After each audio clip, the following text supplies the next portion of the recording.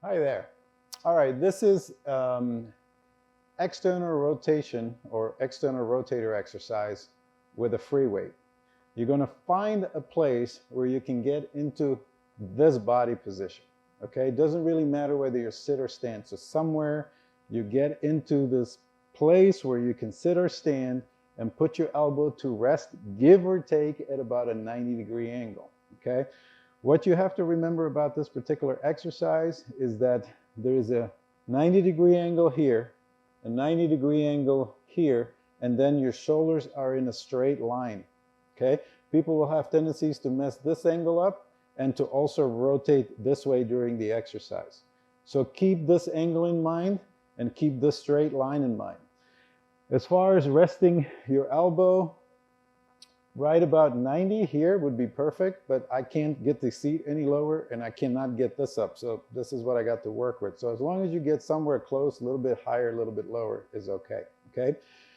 Then the exercise consists of you going down without bringing the shoulder up. Okay. This is mistake or common mistake number one. Go down like this. Okay.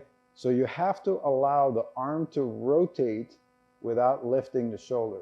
So go down as much as possible. In a second, I'll show you with the weight. And then come up in this movement. So you're actually working against gravity when you're going up.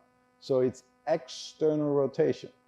Okay? So you're working when you externally rotate, and you're not doing anything when you internally rotate. So come up, come down, pay attention to the angles, to this angle, and to not bringing your shoulder this way, okay? The big advantage of doing this external rotator exercise this way is the mobility part of the exercise, and that is this. When you get to the bottom, right here, when you have the weight in your hand, it's going to pull you down. And if you then have the capacity to not allow your shoulder, or I should say coordination rather than capacity, if you have the coordination to keep your shoulder down, okay, while the weight is pulling you down, you're creating mobility, you're creating a stretch in that shoulder, and that's a very good thing to do. A lot of people do this exercise without paying attention to that part, and that is really why this exercise is good or superior over some others, because we get that extra mobility, okay? So here's how it goes with the weight. You grab, check your angles, go down, and then as you can see, the weight will actually pull you down, and you pay attention to keeping that shoulder down while the weight pulls you down, and then you take it out of there, okay?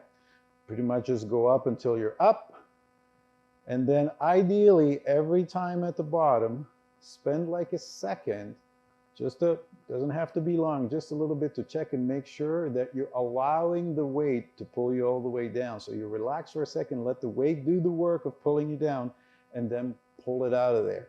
And watch that shoulder movement, okay?